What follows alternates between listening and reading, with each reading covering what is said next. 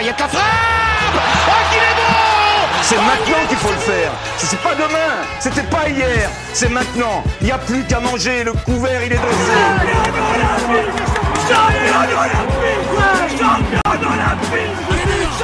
Allez mesdames, vas-y, bim, là, il est pris quand même, mais c'est bon, il va garder le ballon. Ah bah bonsoir tout le monde, c'est Bengouze. C'est le club du midi, je te rafale, 5 calibres, j'ai compris gros. Donc sur ce, je t'embrasse, tu m'as gonflé, allez bise. Et bon appétit bien sûr. Ah, ça me fait bizarre de passer après un Marseillais, mais bon, on va faire avec. Bonjour à tous. Falloir t'y faire. Et bienvenue, oui, je crois que c'est le cas. Bienvenue dans cette nouvelle émission du Club du Midi. L'actu sport cuisiné à la sauce Club du Midi, c'est ici que ça se passe et nulle part ailleurs. Aujourd'hui, François Duval est à la réalisation de l'émission. Et avec moi, ils sont tout beaux, tout frais autour de la table. Alors, on passe tout de suite aux présentations. La semaine dernière, à mes côtés, il a aisément et brillamment remporté le premier quiz de la saison du Club du Midi. Les gars. Je parle bien sûr de Félix Barbet. Salut Félix. Salut les gars. C'était un coup de chance. Bah, Tina Manzé, tu laisses un peu.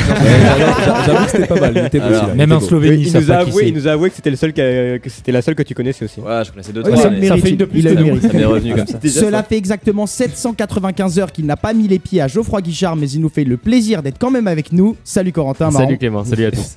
Lui collectionne et a déjà affiché dans sa salle de bain pins, tableaux et posters à l'effigie de Rudy Garcia. Thomas Bonavent est avec nous. Salut Thomas. Salut tout le monde. La nouvelle idole. Et il en a ajouté de Zubizarreta aussi. Oui, non mais c'est un tatouage. Je vais me faire un tatouage de Zoubi.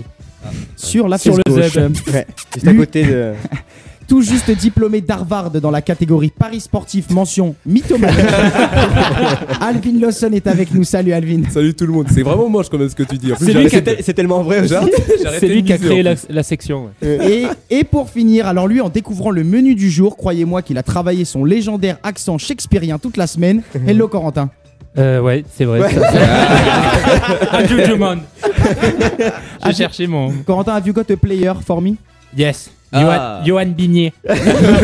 Johan Bigné. Et oui, From car Nice. aujourd'hui, Corentin a sorti son meilleur accent anglais, car aujourd'hui, le gros sujet, le plat de résistance de cette émission, porte sur la Première Ligue. Cette année, plus que jamais, le championnat anglais, il est des plus passionnants. Après 9 journées, 3 équipes sont à égalité de points en tête du classement. Tête du classement dont Manchester United semble bien décroché après la gifle reçue la semaine dernière face à Chelsea. En dessert, nous parlerons du retour de la NBA. Mais avant un bon repas, quoi de mieux qu'un bon apéro? Et aujourd'hui, c'est Coco qui le sert. C'est l'heure de l'apéro. Alors qu'on mette les choses au clair, messieurs, aujourd'hui pour l'apéro, c'est Ricard, Côte-du-Rhône, cacahuètes et charcutaille. Alors musique. Ah ouais, alors dans le jeu. Le palier. Et on Là, commence c'est le pays, ça, avec c'est quelqu'un le qui pays. justement a dû avoir un sacré mal de tronche comme un lendemain de fête votive. Le gardien d'une équipe de jeunes aux États-Unis, Rueben Nsemo, âgé de 16 ans, est tombé dans le coma suite à un choc à la tête lors d'un match. Et à son réveil, le jeune américain parlait couramment l'espagnol, une langue dont il n'avait jamais parlé et qui n'avait aucune notion. Alors nous, en France, un événement du même type s'est passé, mais c'est à l'inverse, c'est-à-dire que le joueur en question parlait un français extrêmement soutenu. Et puis après son choc, un accident de voiture, il n'avait aucune notion de cette langue, de la langue française. On l'écoute, c'est terrible. Facile. Comment on est en train de me parler comme moi? Ah ouais, j'ai les boules. Moi je dis j'ai les boules parce que là on joue plus au foot. L'équipe de France c'est un honneur, c'est un rêve d'enfance. J'ai connu l'équipe de France en 2006, c'était extraordinaire. Non, rigolez C'est pas. Chapu, non? C'est Jourdain encore. Il a voulu garder l'anonymat. Ne rigolez pas, c'est un sujet très grave, surtout que le joueur apparemment apprend l'allemand et est complètement calu.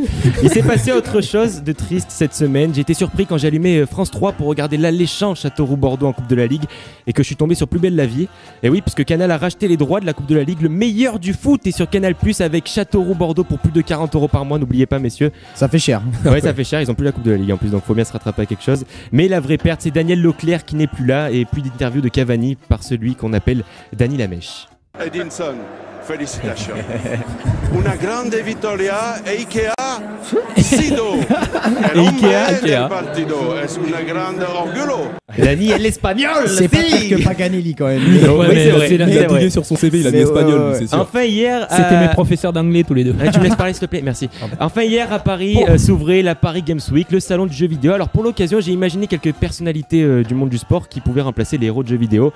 Alors pour Sonic, vous savez le hérisson qui court plus vite que Usain Bolt par exemple, j'ai déjà recalé directement Jacques Santini, c'était impossible. I am very happy to be in the big club Tottenham. And, J'avais oublié qu'il avait entraîné là-bas. Ouais, Ah ouais, aussi cette lent que, interview elle est magique. aussi lent que Jonathan Brison. Non, la bonne personne pour Sonic, c'est Unai Emery. Avec la concurrence, qui est meilleur? Qui est meilleur? C'était meilleur. C'était joué. Ah, si il est un peu repos parce qu'il est avec la cave et l'autre. C'est bon. Dans le rôle de Super Mario, qui de mieux que Nasser El Khelaifi? Il aime les pièces et son but est de sauver la belle gosse princesse Rabio. Enfin, pour GTA, le choix, c'est vite fait. Il nous fallait un Corse. On a dit que c'était la télé ici. François Cicolline. Je ne la vois pas. C'est vraiment un casse-couille. Ça, c'est vraiment global. Ça, c'est vraiment... Tu peux pas attendre ton tour comme tout le monde. Tu es un envoyé de Dieu, toi. Un bon gars du terroir, François Cicolini. Allez, santé. Ah bah Pas mal. Pas mal. j'applaudis devant. On sent le travail. Bah, j'étais pas le plus marrant, mais j'ai essayé de me mettre au niveau Non, de mes Non, mais camarades. te rabaisse pas comme ça. Et merci Coco, et on retrouve la chronique apéro la semaine prochaine, sans transition. Et on va quand même essayer d'arrêter de se moquer des gens qui parlent mal français, hein, quand même là pour T'inquiète pas, ça fera le arrive prochain. encore. Parce que ça Je va m'en occupe continuer. aussi, débrouille-moi après. Y a pas de souci. Hein. Sans transition, on passe à l'entrée du club. L'entrée du club du midi. Et dans cette nouvelle saison, une nouvelle formule pour l'entrée du club, une entrée où chacun donne son actu de la semaine sous forme de top et de flop. Messieurs, on vous écoute. Qu'est-ce qui vous a marqué cette semaine, Félix? Ah ouais les gars, alors ça a pas parlé à grand monde, peut-être à part à Alvin. Et je vais être chauvin pour le coup. Ah, c'est du c'est baseball. c'est la seule fois que je vais en parler peut-être cette année. Mais c'est Cholet Basket les gars. Cholet Basket parce que quand on parle basket, on parle toujours NBA mais il y a aussi le championnat de France. Faut pas Vous l'oublier. faites plus chier avec l'Ardèche quand on parle de Cholet dans l'émission quand même par contre. Oui, mais il y a rien en Ardèche, il y a pas de club. Je vous explique Allez. mon petit coup de cœur, mon petit top. C'est parce que Cholet, Fais vite, hein. on est une vraie terre de basket chez nous. On était champion de France en 2010 quand même. Fais Et vite. ça fait plusieurs années que Cholet coulait petit à petit tout ça. Et là cette année enfin on a pris un vrai coach. On a pris Philippe Hervé qui était champion de France avec Limoges en 2015. l'année Limoges, c'est dernière. la France profonde. Et voilà, on revient bien. Là on est sur 3 victoires de suite. 4ème ex-aequo du championnat les gars. Et bah c'est bien. Voilà. Ouais, il y aura pas de D'accord. débat là-dessus, on a tout dit. Ouais. Mais vous connaissez pas le sujet. Non, donc non, vous allez mais pas en parler, c'est vous bien, allez- C'est une justement. fierté personnelle. C'est une fierté personnelle. C'est bien, t'as raison Non, de mais défendre faut ta le région, souligner. de défendre Ah oui, les c'est équipes, vrai, faut le Félix. souligner. T'as bien raison. Alors moi, je vais parler de l'article de Pierre-Michel Bonneau. C'est un éditorialiste. Ah bah, Bono, on le connaît, Bono. C'est un éditorialiste spécialiste Sunday rugby. Bloody Sunday. tout ça. Spécialiste rugby à l'équipe avec un article qui s'appelle Et si les Blacks portaient le deuil du rugby. En fait, il fait après le record battu par les Blacks de 18 victoires consécutives à l'étranger. Il dresse tout le bilan du rugby international et que les Blacks écrasent tout et que dans quelques années, il y aura plus d'intérêt porté à la Coupe du Monde, toutes ces compétitions. Ils écrasent les Four Nations avec 6 essais de moyenne par match. Voilà, donc un article très intéressant dans l'équipe en début de semaine sur le bilan du rugby international et les Blacks qui écrasent tout le monde et qui a plus d'intérêt à suivre. C'est la touche intelligence du club du midi. Voilà. Non, mais Ouais, il a raison. c'est logique. En même Petite temps, olive. les Blacks, même quand ils gagnent pas, l'arbitre les aide un peu. Ils ont hein. battu un record historique dimanche dernier face aux Australiens 37-10. Il les atomise, il explique le rugby en ce moment en Nouvelle-Zélande et qu'en face, plus personne n'ose rien faire contre les Blacks. Donc le rugby en perdition, c'est ça mon top. Corentin? Alors moi ça aurait pu être un top, j'aurais pu mettre mon fils pour la première fois au Masters Ah oui, de Londres, ouais, c'est vrai. mais ça va être un flop, une fois n'est pas coutume. C'est l'interdiction de déplacement des Oh, putain. supporters bordelais. Des supporters bordelais à Marseille. Je rappelle que les fumigènes sont interdits sur le plateau. mais voilà, c'est encore, Tu peux on m'appeler- attend une affluence record au Vélodrome, Vas-y. c'est dommage de se priver encore des supporters adverses pour... ça gâche la fête. Tu peux me rappeler ton flop de la semaine dernière s'il te plaît? L'interdiction de supporters des Niçois à À Metz. Metz. Ah, Voilà. Non, mais Et la donc, la semaine prochaine, Alors, l'interdiction de supporters. Amis Ultra, si vous cherchez un avocat pour la défense de vos droits, Pierre Corentin- Barthélémy, Bah, si ils tu ont nous déjà par- écoutes. ouais, voilà, Maître- Corentin Marron est avec Maître nous. Maître Marron. Alvin, ton top flop? Alors moi en fait du coup c'est un flop parce qu'il y a la saison de MLS qui s'est finie il y a pas longtemps, la saison régulière, donc du coup il y a eu les affluences de l'année qui sont tombées et une fois de plus on voit que ça grandit de plus en plus et concrètement Rappelle-nous la MLS, qu'est-ce que c'est? Major League Soccer, donc concrètement J'aurais du, pu le dire aussi. ouais, voilà. Oui, avec ton superbe accent.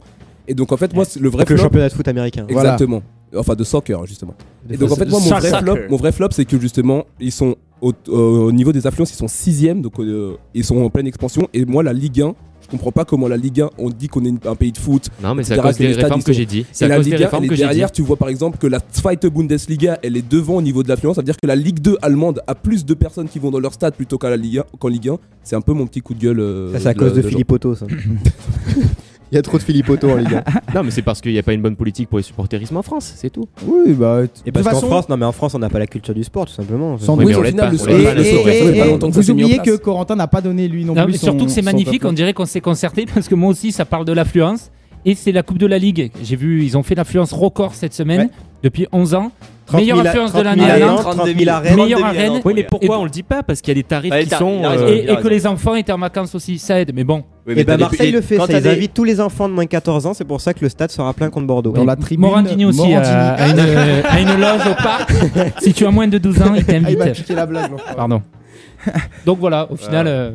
Les affluences nous intéressent. Donc là, en fait, on a le côté supporter. Voilà, il y a le côté ultra à droite. Et les intelligents, donc je vais tourner un peu à gauche parce que là à droite, je les sens un peu véhéments là.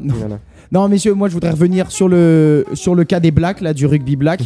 Parce que, est-ce que selon vous, à partir du moment où les All Blacks dominent tout, le rugby international perd de sa saveur? Non, parce que la prochaine Coupe du Monde, non, c'est la prochaine qui sera au Japon. Oui, au Japon, ouais, au Japon, et le Japon est un pays de rugby en pleine expansion. Ils vont avoir leur, ils vont avoir leur championnat, ils vont concurrencer les Blacks. Ils vont pas concurrencer les Blacks dans 4 ans.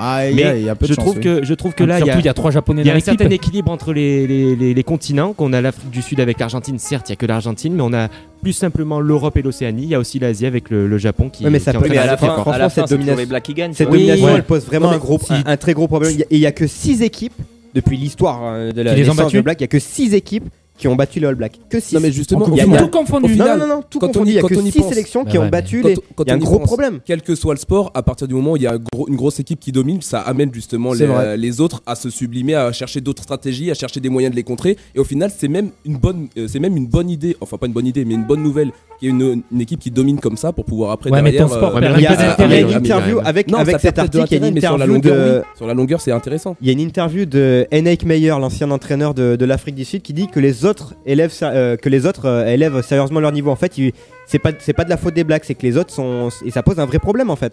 Les autres équipes n'évoluent pas comme les Blacks. Les Blacks, les JO. Les Américains, ils défoncent tout le monde. Les champions du monde, il y a pratiquement la moitié. Il y a pratiquement la moitié qui ont pris leur retraite après la Coupe du Monde. La nouvelle vague, elle est monstrueuse encore. Ils sont au-dessus. Clairement. Mais ça pose souci. Ça pose souci. Parce que le Four Nations, c'est censé être le plus beau tournoi du monde. Les Argentins, on a quand même vu des beaux matchs de Four Nations. Toutes les équipes tiennent 1 heure. J'en ai regardé quelques-uns, notamment l'Argentine. Toutes les équipes tiennent 1 heure.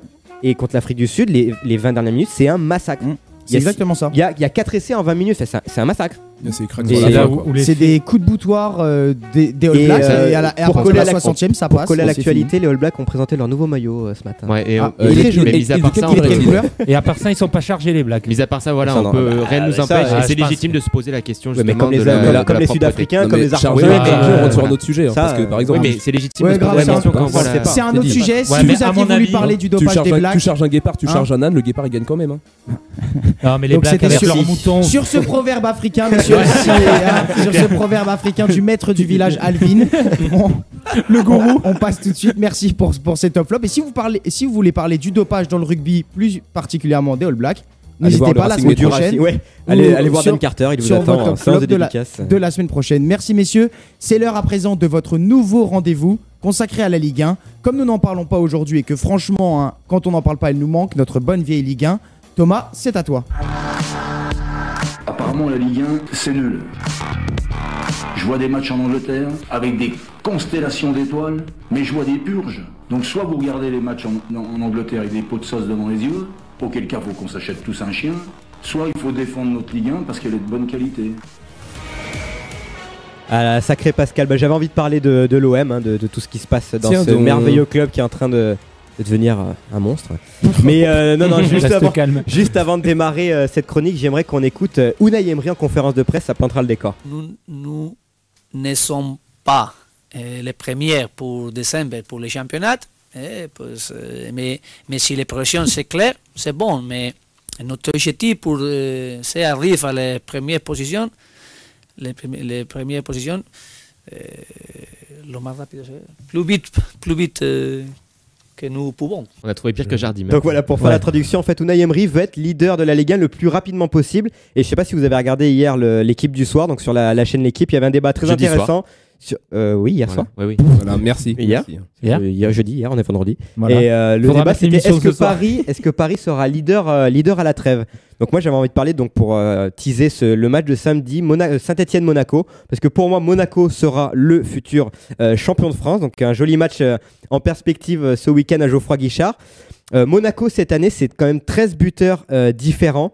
Ce qui fait à mon avis la différence avec le PSG, c'est que le banc de touche monégasque a des noms beaucoup moins clinquants mais beaucoup plus efficaces dans la rotation. C'est pour ça que Monaco, surtout offensivement, c'est pour ça que Monaco arrive à faire la différence et propose un plus joli spectacle. C'est quand même 10-11 buts sur ces deux derniers matchs. Donc, ça joue bien Monaco, c'est sûr. Mais un effectif qui est plus rodé aussi. Non, je suis pas d'accord. Ah non, je suis pas d'accord. Quand même, là, à partir du moment où au PSG, t'as Zlatan qui part. Le groupe de PSG, c'est le même que l'année dernière. Il y a qu'un mec qui est parti. Oui, mais tu l'as pas remplacé. Il y a qu'un mec qui est parti. Et que t'as pas remplacé. C'est pas. Oui, c'est la faute de Paris. Ben Arfa sont en surpoids, c'est pas ta faute. Qu'à mettre la monnaie. Donc voilà. Donc je voulais parler de ce match. On va écouter Christophe Galtier justement qui parle de Monaco, qui dit des choses intéressantes dessus. Monaco est une équipe en forme. C'est la meilleure attaque du championnat. Monaco fait partie des prétendants pour le titre. Ils sont à l'opposé de nous. Eux, ils sont très, très, très efficaces. C'est la meilleure attaque. J'ai suivi leur match attentivement contre Montpellier. À chaque action, il y avait un but du côté de Monaco. Et c'est ça. Et ça a été pareil à Metz. Le fait qu'ils aient 13 différents buteurs, est-ce que c'est une qualité? Est-ce que c'est un point faible? Je pense que c'est une qualité parce que l'équipe, le danger peut venir de partout. Et donc pour répondre à ce débat d'hier soir sur la chaîne L'équipe, Monaco a un calendrier relativement favorable. Il y a juste la réception de Lyon et Marseille. Donc bon, à domicile, Monaco pourra prendre des points. Donc voilà, pour répondre à ce débat, je pense que Monaco sera leader à la trêve. Il y a 4 points d'écart en ce moment avec Nice. Et c'est pour ça que ce match de samedi à 20h, je trouve que c'est le plus beau match de la journée. Il est très important pour les deux équipes parce que Nice reçoit Nantes en même temps. Paris, ça va être compliqué ce soir à Toulouse. Monaco, s'ils veulent faire quelque chose, ça peut... à Lille. Et donc Monaco, s'ils veulent faire quelque chose, il faut faire un gros match à Saint-Etienne. Ça va pas être simple. Donc voilà, ce match c'est un tournant pour le titre de champion d'automne si cher à Marcelo Bielsa. Et blague à part, je vais me faire tomber dessus, mais dans les tribunes, ce sera très beau aussi. Il y a les 25 ans du groupe des Magic Fans. Non, mais ça va être un beau match en plus. Du coup, il y aura un bouton. Non, il y aura un stade plein et il y a de l'enjeu. Donc voilà, c'est la Ligue 1. Ça va être un joli match. Et à 20h dans le fabuleux multiplex. Pour revenir au sportif, ça fait quand même longtemps que Monaco avait une semaine complète de récup. Ils jouaient toujours tous les 3 jours avec la Ligue des Champions. Et mais ça revient au débat de leur poser des problèmes. Ça peut leur faire du bien de toute façon par la suite. Et ça peut leur faire du bien. Et ouais, en termes de profondeur de banc, je suis d'accord avec Thomas. Je l'avais déjà dit. C'est très costaud. En fait, même avec leur équipe bis, ils sont meilleurs que la plupart des équipes. Ce qui était intéressant dans le débat hier que j'ai regardé, c'est que forcément, on s'appelle Paris. Forcément, ça doit être eux les leaders. On a plus d'argent. Et moi, ça me rend fou parce qu'on note pas le travail de Nice, qui fait un super boulot, qui devient un très bon club. Et parce qu'on a peur que ça tienne pas sur la durée, c'est tout. Ouais, mais pour l'instant, il faut mentir. Et la dernière fois que Paris s'est retrouvé à 6 points, c'était avec Marseille il y a 3 ans, mais ils les ont pas rattrapés. Marseille était leader à la trève, donc voilà. Paris les a rattrapés. La trêve, on s'en fout, Thomas. C'est la fin de saison qui compte. Je parlais du débat, moi. Je voulais rebondir sur ce débat, je trouvais intéressant. Et Paris, voilà, c'est pas parce que Paris a plus d'argent qu'il soit champion, forcément qu'il soit champion de France. Donc moi, j'y crois que Paris sera un peu de Monaco et qu'on n'en parle pas beaucoup. Ouais. Je pense que Monaco sera. En tout cas, c'est vrai que déjà 4 points d'avance pour Nice par rapport à Monaco, 6 sur le Paris Saint-Germain. Ouais. Donc au moins un championnat qui est. Et il y a Paris-Nice la 17e journée. Ouais. Et ça va être pas mal. Il y a Monaco-Lyon la journée d'après. D'accord. On l'appelle le calendrier. Voilà, c'est ce que j'allais dire. On a Monsieur Stat, Corentin Corgé, le calendrier, Thomas Bonavent. Voilà. Ouais, c'est quand même quel match il joue contre qui Monaco à la 28e journée? C'est drôle, toi. Je crois qu'ils vont faire de l'humour. Les Lakers. Je crois qu'ils vont avancer. Bon, messieurs, en tout cas, c'est l'heure de parler de la première ligue.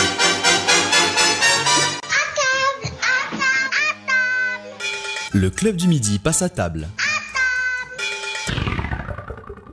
La première ligue, un championnat vraiment serré, contrairement à la Ligue 1, même si la Ligue 1 ça reste serré, mais la première ligue vraiment où 5 équipes se tiennent en un point, Félix. Ouais, c'est exactement. Déjà, c'était le championnat le plus attendu depuis longtemps. Hein. C'était avant la saison avec tous les entraîneurs qui arrivaient. Comme tu l'as dit, il y a 5 des 6 gros qui sont aux 5 premières places. Il n'y a que United qui est un peu en dessous, 7e, on en parlera après, je crois. Et on a vraiment l'impression que tout le monde peut faire quelque chose, tout le monde peut battre tout le monde. Tu vois, j'ai noté quelques résultats. Il y avait City qui avait fait un bon début de saison. Ça a été plus poussif pour des équipes comme Liverpool ou Arsenal. Et au final, Chelsea qui avait fait aussi 3-4 premiers gros matchs, ils perdent chez eux contre Liverpool, ils perdent contre Arsenal 3-0.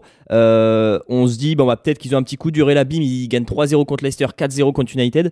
Et dans le même temps, il y a Tottenham qui bat City, City était très très en forme. Donc voilà, tout le monde peut battre tout le monde. Et à l'heure actuelle, c'est impossible de tirer des conclusions pour moi. Dès qu'il y a un choc, il y a une incertitude du résultat. On peut pas se dire telle équipe va battre telle équipe avant le match. Sauf la semaine dernière. Le Chelsea-Manchester, tu savais très bien. Oh non, bien sûr que si. Non, si, on peut pas dire ça. Par contre, tu pensais pas 4-0 quand même. On en parlera tout à l'heure de Manchester. Bien sûr. Oui, mais justement, comme il a dit, il y a juste que Manchester qui est un peu en deçà. Avant le match, vous dites tu auras 4-0. Mais non, mais ce sera une boucherie quand tu vois le jeu des deux équipes depuis le début de la saison, les gars. De toute façon, c'est pas le débat. On parlera de Manchester après. De toute façon, c'est toujours plus facile de parler d'un match une fois qu'il a été joué. Oui, mais j'ai une preuve sur papier, moi.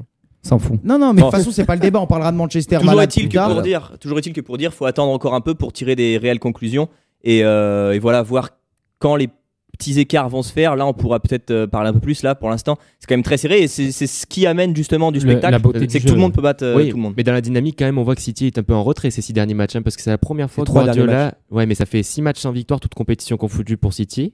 Et c'est la première fois que ça arrive à Guardiola, et on voit des équipes qui arrivent plein badin derrière avec Arsenal, Liverpool. Il a pas de chance, il a beaucoup de blessés quand même. Il y a pas de chance, il y a beaucoup de blessés, mais Arsenal et Liverpool arrivent très très fort derrière. Et ça joue. La plus belle équipe depuis le début de la saison, c'est Liverpool. Liverpool, ça joue beau. Et Sadio Mané. Très fort. Monstrueux. Non, puis même l'entraîneur. Le collectif tourne bien. Quand il fallait un an. Il fallait un an pour Klopp pour s'installer. Et là, il y a une mauvaise nouvelle, c'est pour Arsenal, c'est Lucas Perez qui s'est blessé pour 6 semaines. Il est bon lui.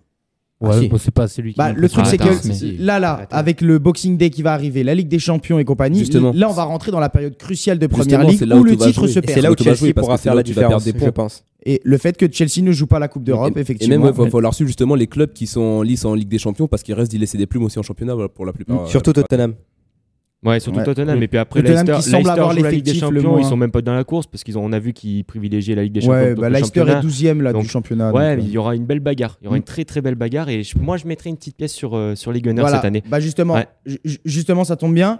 Qui voyez-vous, messieurs, en champion là? S'il y a un petit pronostic, Corentin, justement, les Gunners. Parce que on n'en parle pas beaucoup. On en parle en Angleterre, mais je veux dire, c'est pas l'équipe qui fait du bruit dans ce début de saison. Pour une fois, ils sont sur une bonne dynamique. Et je pense qu'Arsène Wenger a un bel effectif. S'il met la Ligue des Champions, c'est malheureux à dire, mais s'il met la Ligue des Champions de côté, il y a moyen. Non, mais l'année dernière, c'était pareil. Mais justement, il a une très belle carte à jouer cette année en Ligue des Champions. Oui, non, mais même. Ouais, mais bon, il va passer les poules, mais après, ça rivalisera pas avec. Tu finis premier, ça t'ouvre largement le tableau aussi. Oui, Arsenal, Arsenal contre le Bayern ou le Barça, il n'y a pas photo. Oui, mais à chaque fois, voilà, il se tape un gros à chaque fois. Mais si. Quand il pense face au Barça, laissez-moi finir. S'il termine. Prématurément cette Ligue des Champions, il y a un gros coup à faire. Oui, mais ils ont un peu plus de bancs. L'année dernière, pareil. Quand tu penses que Leicester était devant, ils étaient 3e, ils étaient là, ils se sont écroulés à la fin. Ouais, mais Leicester avait pas de compétition. C'était vraiment, t'avais plus qu'une carte à jouer l'année dernière, puisque tous les gros étaient un peu à l'eau. C'était vraiment. C'est vrai qu'Arsenal l'année dernière manque le coach. Ah ouais. Franchement, après cette année, comme dit Coco, il y a encore une opportunité, mais bon. Après City a quand même City sont quand même bien armés pour assez rodés quoi déjà. Pour aller au bout. Le véritable problème en fait, parce que vous dites Arsenal a raté le coach la saison dernière, c'est qu'au final Arsenal il rate le coach quasiment chaque saison depuis que 5-6 ans. À chaque fois ils sont là, ils font un bon départ. Il y a des fois, ils ont des effectifs, mais concrètement, ils s'écroulent. Le dernier titre de United avec Van Persie, Arsenal, ils finissent constamment 4e. À chaque fois, tu les mets en prospect, tu te dis, ils vont aller chercher, peut-être ils vont aller choper enfin la première ligue. Et au final, à chaque fois, ils s'écroulent. Mais ces dernières années, Alvin, t'as l'autre vision des choses, c'est que Arsenal, du Big Four, c'est l'équipe qui est la plus constante. Parce que chaque équipe du Big Four a eu son moment de moins bien sûr. Qu'est-ce que vous préférez vous préférez tout le temps 4e plutôt que d'être une année sur deux? Non, ils sont pas tout le temps 4e. Non, mais il y a pas de. Mais qu'est-ce que tu préfères? Gagner une année sur deux ou être tout le temps 4e? Ouais, mais c'est un point, c'est très peu. Non, mais c'est quand le dernier titre de Première Ligue d'Arsenal? Ah, 2003 ou 2004. 2003 de Pires et tout ça. Et voilà, c'est quand le dernier titre de Liverpool, par exemple. C'est quand le dernier titre de Manchester City, ils en ont eu qu'un seul. Oui, mais bon, United, quand t'as un grand club comme Arsenal et que tu dis que ton dernier titre remonte à 2004, tu te poses quand même certaines questions. Mais c'est un club qui est sain. Bon, il y en a en tout cas, il faut faire un choix. C'est régulier. Coco, toi, Arsenal, tu les vois bien champions, Alvin?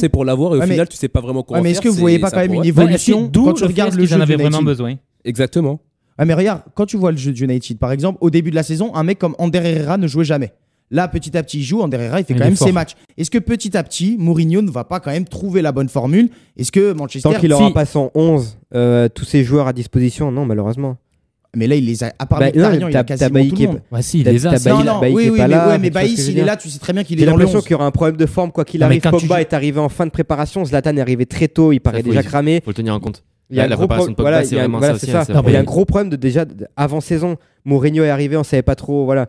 L'effectif a mis du temps à se dessiner. Non, mais la défense, quand tu joues avec Valencia arrière droit, forcément c'est compliqué. Non, c'est pas le plus mauvais. Non, je dis pas qu'il est mauvais, mais c'est pas sa place. Je préfère le dire tout de suite. Valencia en arrière droit, franchement, c'est un des meilleurs. Il est des meilleurs, mais c'est quand même un joueur. Mais milieu droit, il sera encore meilleur. C'est quand même son vrai poste. Mais non, avec tous les joueurs qu'il y a à United, tu préfères mettre une pipe en arrière droit et Valencia à droite. Non, mais pour te dire que vu que leur effectif, il manque des joueurs en défense, t'es obligé de mettre ton ailier droit rapide arrière droit. Mais Valencia, il est arrière droit.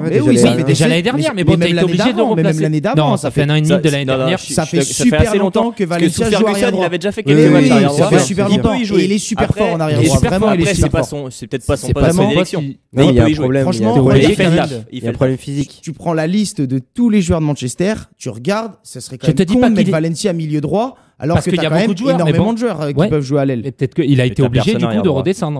Oui, mais ça fait longtemps. Et franchement, Valencia, il fait ses matchs avec Manchester. Là, tu regardes contre Liverpool, le retour qu'il fait dans les pieds, je crois, de Firmino.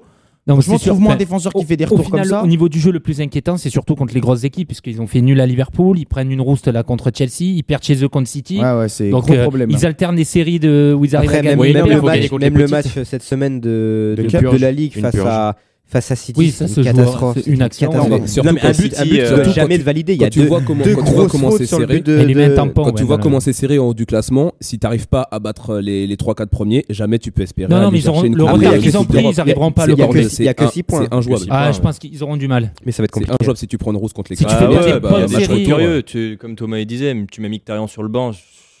C'était le meilleur joueur. C'était le meilleur meneur du championnat allemand. Si tu règles pas la mire avant le Boxing Day, t'es mal barré. Et selon vous, du coup, donc Mourinho, vous y croyez pas du tout à ce que Manchester revienne en championnat. Du coup, quoi, Manchester mise tout sur l'Europa League? Non, mais non. Clairement, non. Ils sont pas Rotterdam. Ils sont prendre une branlée par Rotterdam. Après, ils ont gagné leurs 2 autres matchs. De compétition, tu peux perdre le premier match et gagner quand même. Ils sortiront des poules, ils perdront en 8e. Dans ce cas-là, je sais pas en fait qu'est-ce que tu peux vraiment jouer. Est-ce que tu te dis on mise tout sur l'Europa League et on délaisse un petit peu le championnat? Non, mais tu dois jouer le championnat. Est-ce qu'on gère une place d'Europe pour la saison prochaine et dans ce cas-là, au diable la. Non, mais t'es Manchester United. On est qu'à la 10e journée. C'est clair. Tu dois jouer les deux. Il reste du temps. Je suis d'accord avec Coco, il reste du temps. Ça se trouve, Manchester fera une bonne suite de saison. On ne sait pas ce qui peut se passer. En tout cas, compliqué pour Manchester. Si j'avais pris les paris qu'il ne mettra pas plus de. J'avais dit 10 ou 15 buts. Je sais plus ce que j'avais dit. Il avait bien démarré pourtant. Il a bien démarré, mais à l'image de l'équipe, il a les ballons. Il a mis 2 buts contre Burnley dans un penalty. On disait que Martial il faisait pareil. Alors il avait mis 3 buts. On était déjà, on s'excitait. Martial l'année dernière fait un meilleur début de saison que. Oui, mais je veux dire, il n'a pas fallu beaucoup pour qu'on s'enflamme. Donc il faut peut-être lui laisser du temps. Parce qu'il est français. En tout cas, on verra bien. En tout cas, catastrophe. Vraiment, si Manchester United n'est pas qualifié pour la Ligue des Champions l'année prochaine, attends, après un tel investissement, grosse cata quand même. Ce sera l'année prochaine. C'est un échec. C'est un gros échec. Et là, les supporters, voilà, c'est quand même supporters, cuisant échec. Bon, évidemment. Merci messieurs, on va tout de suite passer au dessert. Le dessert du Club du Midi. Et oui, parce que cette semaine, il y a eu le retour de la compétition préférée d'Alvin et de Thomas aussi. Il a fait des nuits blanches, surtout de Thomas. Alvin ne dort plus depuis une semaine. C'est le retour de la NBA. Ah, franchement, ça fait super plaisir en plus, le retour. Et cette saison déjà, elle est un petit peu spéciale parce que je vous rappelle qu'il y a quand même, entre guillemets, les dinosaures de la NBA qui sont partis.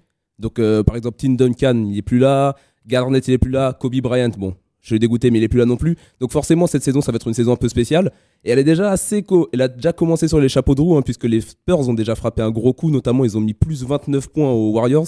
C'est 129 à 100, je crois qu'ils leur mettent. À Golden State. Ouais, à Golden State. Et ça, je peux te dire que ça fait un sacré coup au moral. T'as par exemple Kawhi Leonard qui met 35 points, la Marcus Aldridge qui a 26 points. C'est vraiment. Non.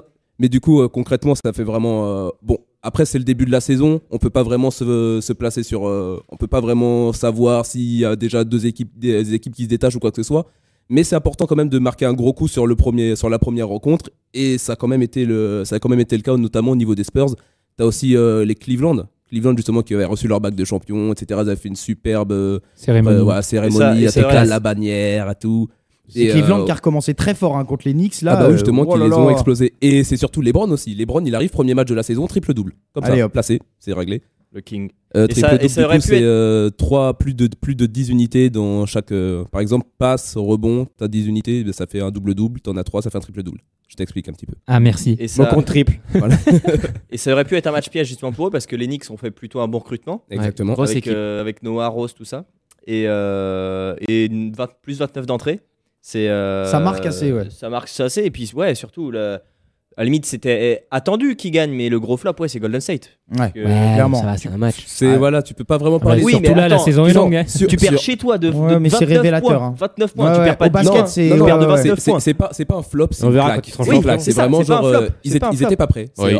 Surtout avec la série qu'ils avaient fait l'année dernière. Ils ont pas vu ça venir. Par exemple, t'avais déjà certains supporters de Golden State qui mettaient sur les réseaux sociaux, ouais, on va faire 82-0, on va tout gagner cette saison, on a Durant, etc. C'est surtout ça en fait le point important, c'est qu'ils ont recruté Kevin Durant et à partir de là ils se sont dit on a une équipe de malades, on va tout si tu regardes sur notre passage. Tu regardes sur le papier, plus 29. Tu regardes sur le papier, ils sont censés écraser tout le monde. Mais bien sûr, tu penses qu'ils prennent les autres équipes de haut. Il n'y a pas un match qu'ils doivent pas gagner. Tu penses qu'ils ont un peu le melon, qu'ils pensent qu'ils arrivent sereins sur le. Non, mais Golden State va surmonter en puissance au point de vue collectif. Certainement. C'est-à-dire, à partir du moment où tu as des joueurs comme Durant, il peut faire un match tout seul. Tu lui donnes tous les ballons d'attaque, il fait toutes les attaques. T'es avec Curry, t'es avec Thompson, t'es avec Green, forcément petit à petit. Les matchs de pré-saison, ils s'étaient bien passés pour Golden State C'était tronqué les matchs de pré-saison. Pourquoi ? Parce que Durant a fait une préparation plutôt tronquée parce qu'il revenait des JO. Donc Durant et Thompson et Green, donc déjà n'étaient pas trop là. La pré-saison, c'est pas un indicateur puisque de toute façon, tu fais tourner les effectifs, c'est le moment où t'essayes en fait. C'est le moment où t'essayes avant que la NBA commence vraiment. Donc c'est pas vraiment un truc où tu dois vraiment te focaliser quoi. Ouais. Thomas ? Une question pour Alvin. Je fais l'auditeur. Bonjour, je suis de Poitiers. Une question pour Alvin. Lui demande pas un pronostic, tu vas vendre ta maison. Là,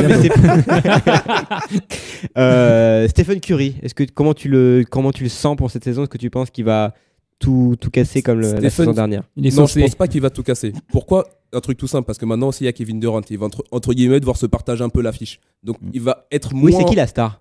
Bah justement, maintenant il y en a entre guillemets. Maintenant il y en a un problème, ça. Ah oui, ça reste les égos. Ouais, mais avec Thompson et Green, dans le genre ego, c'est Green le pire. Et ben voilà, parce que Damon Green dans le genre c'est moins légitime. Entre guillemets, ils vont devoir se tailler la part du lion maintenant que t'as Durant qui arrive. Il est schizophrène. Il va falloir qu'ils s'attendent bien. Il va falloir qu'ils s'entendent bien et si jamais ça va pas entre eux, ça va se ressentir forcément sur le terrain. Bien sûr. C'est tout simple. Non mais ça va être intéressant à suivre ça, justement la cohabitation Curry ça va être le point à suivre de la saison clairement, mais on a quand même une équipe parce que ok, Golden State peut marcher sur tout le monde, mais on a quand même les Spurs qui se sont encore renforcés cet été. Le jeu collectif il est rodé. Leonard d'année en année il est meilleur. Franchement les Spurs c'est quand même quelque chose. Gros travail du banc des justement Spurs. c'est ça qui est important, c'est qu'ils ont un bon bench aussi. Ça a toujours été la force des Spurs, c'est d'avoir une grosse profondeur de banc et ça bon justement collectif, ça peut leur être utile justement quand on va arriver sur la post-season etc. qui va commencer à jouer les playoffs. D'ailleurs, un spécialiste dans la NBA, on a un spécialiste Tony Parker, c'est Thomas Bonavent, je lui donne la parole, des nouvelles de Tipeee. Ouais, non mais je pense que cette année voilà Tony Parker, il a fait un match pas très bien hier. Très moyen. Ouais, c'est ce qui me semblait. Très moyen. Et 4 points. Je pense que Tony Parker, ça posera pas un souci, ça sera un mec qui sera très simple à gérer, qui saura s'effacer au service du collectif et qui fera pas comme Kobe, le petit joueur là, Kobe Bryant. Le petit joueur qui répète ça pour voir. Qui a forcé ces dernières années, qui a voulu jouer les stats, machin, rejoindre, je sais plus, Karim Abdul. Il avait pas l'équipe à côté. Il avait des gars à côté. Oui, non, mais justement, c'est là où un joueur doit être intelligent, un joueur de ce calibre doit être intelligent, se mettre en retrait et mettre à profit son talent pour l'équipe et pas pour il avait joué en équipe. Il avait pas d'équipe. L'année dernière, on s'en fout, il peut faire des passes. L'année dernière, tenter des shoots, l'année dernière, l'année dernière, t'avais Kobe Bryant en fait concrètement qui faisait limite son jubilé. Il avait dit bon, moi c'est ma dernière saison, j'arrête, etc. Donc finalement, il a continué à jouer. Mais au final, quand il pense, l'équipe qui était derrière, c'était vraiment une équipe quasiment de rookies. Il y avait que des jeunes. En fait, il y avait que des jeunes. Les rookies, c'est leur première saison. Ils ont failli appeler Alvin pour jouer quand même. Non mais concrètement, et encore cette saison, la plupart des tabloïds considèrent que les Lakers ont l'une des équipes les plus faibles de la NBA. Et à partir de là, déjà, ils vont devoir gérer en fait l'après Kobe, parce que Kobe il a régné en maître pendant je sais pas combien d'années aux Lakers. Le mec, ça fait plus de 17 ans, je crois qu'il était aux Lakers. Alors à partir de là, une fois que t'as un mec qui a géré pendant autant de temps, va falloir gérer l'après. Et là, t'as que des jeunes qui sont derrière, et il faut pouvoir entre guillemets faire le taf. Faudra du temps. Ah oui, c'est ça, il faut du temps. Il faut Frank McCourt. En gros, comme encore mieux, ils ont Luke Walton. Ah. Luke Walton qui était justement l'entraîneur intérimaire en fait quand Steve Kerr était blessé, du coup il pouvait pas entraîner, donc il a coaché les Warriors. Quand t'es blessé, tu peux pas entraîner. Non mais genre il devait avoir une opération, je sais plus. Ouais, du coup, voilà. Une fracture de la cheville. Non mais et donc du coup il pouvait pas entraîner. C'est Luke Walton qui avait pris l'intérim, donc pendant une vingtaine de matchs, ça s'était plutôt bien passé. Et là maintenant, c'est sa première expérience en tant vraiment que head coach comme on dit. Et il a vraiment gagné son premier match du coup avec les Lakers, avec une équipe très jeune, enfin avec une équipe très jeune. Et en plus c'est pas contre n'importe qui, c'est contre les Rockets d'Harden, tu vois. Donc c'est super. Qui démarre mal eux aussi. Ouais, mais Harden a quand même fait un gros match. Hein. Oui, justement. Harden il fait un gros match. 17 passes D pour Harden. Franchement, Harden dans le genre super perso, il se pose. Là, il a fait 17 passes D. Harden fait un gros match et malgré ça, ils perdent quand même le match dans le money time. Et c'est justement ça le point qui a à mettre en exergue. Parce qu'avec une équipe qui on dit que l'équipe des Lakers va être l'une des plus faibles et pourtant ils arrivent quand même à battre une équipe comme les Rockets. Ouais, mais les Lakers ils se sont bien remis là, le meneur, la Russell, là, il est quand même pas mal. Et à noter aussi Chicago avec Dwayne Wade qui met le panier décisif contre Boston. Pour faire gagner son équipe. Le seul truc que j'ai vu de la NBA, c'est le gros qui a fait le doigt d'honneur à Westbrook. Ça c'est magnifique. C'est magnifique. Le mieux, c'est la réaction de Westbrook. Qu'est-ce qu'il veut? Franchement, ça aurait été Cantona, le gros là, il était mort. Et d'ailleurs, il commence déjà à y avoir des parodies avec la tête de Durant. Avec la tête de Kevin Durant qui prend une pancarte qui fait Take Me Back, genre reprenez-moi. C'était magnifique. Bon. Merci messieurs pour ce point NBA. On manquera pas de. Ouais, allez, salut. On manquera pas de suivre bien sûr la saison de basket avec Alvin, notre correspondant, qu'on va bientôt envoyer aux États-Unis. On va bientôt l'envoyer aux États-Unis. Spécial à Chicago. Allongez la monnaie, les gars, allongez la monnaie. Il a une piole à Harlem, il a un pied à terre à Harlem. Bon, c'est tout de suite, c'est le moment que vous attendez tous, c'est le Dijo du club. Le Dijo du club. Et avant de débuter le quiz, messieurs, car oui, il faut la mériter sa place dans le quiz. Et aujourd'hui, ça se joue entre Corentin et Thomas qui ont perdu la semaine dernière. Vous êtes prêts vous deux? Tu continues pas comme Alvin. C'est que Corentin qui a perdu la semaine dernière. C'est que Corentin et vous deux. Attends, moi c'était bien sa technique du tour de table la semaine dernière. Oui, mais c'est un parce que c'était la première. Parce que c'était la première fois. Là, vous deux, vous avez perdu la semaine dernière. Ça joue entre vous deux. Et attends, et Corentin râle pas parce qu'en vrai, c'est toi qui dois sauter normalement. Estime-toi heureux. Ça joue entre vous deux. Donnez-moi, messieurs, chacun votre tour. Le premier qui se trompe ou qui met trop de temps a perdu. Donnez-moi chacun votre tour. C'est Thomas qui commence. Donnez-moi un footballeur nominé dans la liste du Ballon d'Or 2016. Payet. Ronaldo. Ça va être long. Messi. Ça va être long là. Agüero. Il y est? Il est pas Agüero. Ah non, il y est pas Agüero. Il y est Agüero. Il y est, si, il y est. Neymar. C'est Benzema qui est pas. Neymar, ouais. Mais pourquoi tu le dis? C'est bon, c'est Benzema, Vas-y, on le sait, il y a des articles partout. Suarez, il y est. Griezmann. Buffon. Ouais. Neuer. Ouais. Chiellini. Non, il n'y est pas. Nul. Il en restait beaucoup. Hein. Bon, alors voilà. Donc les équipes, c'est pratique, ça m'arrange que comme ça, c'est gauche contre droite. Oh là, fait on va les atomiser. Félix et Thomas contre Corentin et Alvin. C'est parti. Ah non, il n'y a pas de question de ça. Non, j'ai pas mis de ski. Bon alors, messieurs, première question. Un ancien joueur de football brésilien est mort cette semaine. Carlos Alberto. C'était pas la question. C'était pas la question. 1970. Quel était son poste? Capitaine. Ah putain, non, milieu de terrain. Défenseur. Gardien. Milieu de terrain. Soyez précis quand même. Défenseur. Bon, défenseur droit. Ok, merci. C'est bon. Droit, voilà, ça fait 1-0 pour Thomas. Carlos Alberto attaquant. Carlos Alberto, c'est moi qui l'ai dit en premier. 1-0 Bonavent. 1-0 pour la team Thomas Fété. Deuxième question. Quel tennisman français mon fils a gagné le plus de tournois cette année? Gasquet, Alvin. Ça fait un partout. C'est Alvin. Attention, en plus, un partout. Et là, c'est une question NBA. Alvin, il a la pression. Quel est, cette année, cette saison, le plus vieux joueur de NBA? Vince Carter. Vince Carter qui fêtera ses 40 ans le 26 janvier. Mais il y a André Miller aussi qui a 40 ans passé. Il veut continuer, mais il est sans club. Donc voilà. C'est bon, Alvin, il peut sortir. Voilà, c'est bon, Alvin. T'as fait ton taf. Qui est le meilleur buteur du PSG handball en Ligue des Champions? Karabatic. Hansen. Lucas Ballot. Non, messieurs. Guigou. Il joue pas au PSG. Non, c'est la recrue du PSG cette année. C'est la grande. Merci Alvin. Au poste d'ailier gauche. Le pire. Si vous ne connaissez pas, allez voir tout de suite ses vidéos. C'est un génie du handball. C'est un virtuose. Il met 10 buts par match. Il est vraiment très fort. son nom? Uwe Gensheimer. Franchement, c'est dur à dire. C'est un Allemand, ouais. Alors lui, son grand-père était dans... Ah non. Bon, ça fait mais à chaque fois, je chope des mecs qui servent à rien. Personne la savait, c'est la première. Bah si, Alvin la savait. Tu la savais, toi? Bah non, mais moi j'ai trouvé la première, moi. 3-1 pour l'équipe Alvin Corentin. 3-1 pour Alvin. Ah, je sens que cette question, elle est pour Félix. Non, je rigole. Quel est l'actuel lanterne rouge du top 14? Ah, non. Bayern, non, pas Bayern, si, Bayern. Bayern, ah oui, 80 semblait aussi. Ça fait la 14. Allez.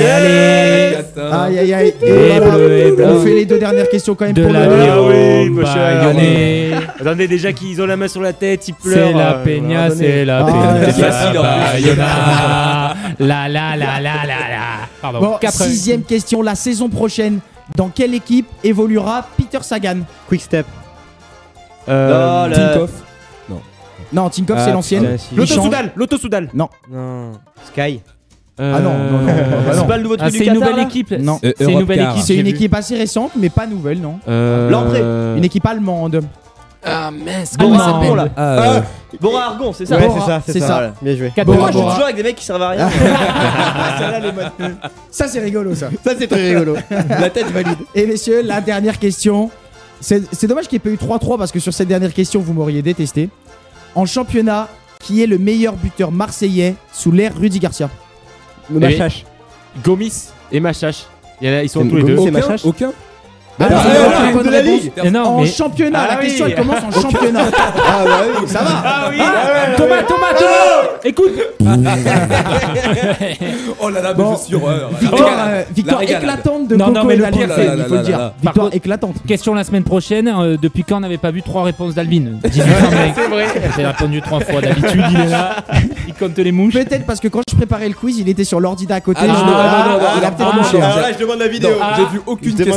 C'est ça, tricheur. Bernard Tapie. Elle a mauvaise foi. Parce qu'à mon avis, le joueur de handball allemand. Donc la semaine prochaine, tu le connaissais pas. Non, parce que j'en ai parlé pas mal de fois avant.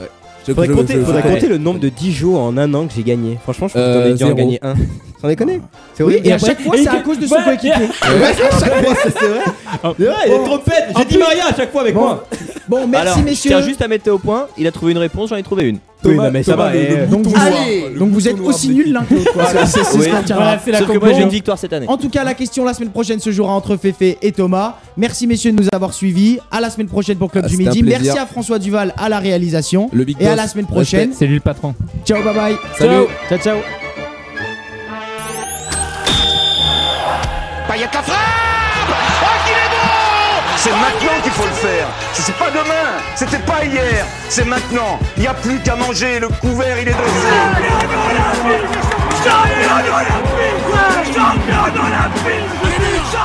Allez Médard, vas-y, bim, là, il est pris quand même, mais c'est bon, il va garder le ballon. Ah bah bonsoir tout le monde, c'est Bengouz. C'est le club du midi. Je te rafale, 5 calibres, j'ai compris gros. Donc sur ce, je t'embrasse, tu m'as gonflé, allez bise. Et bon appétit bien sûr.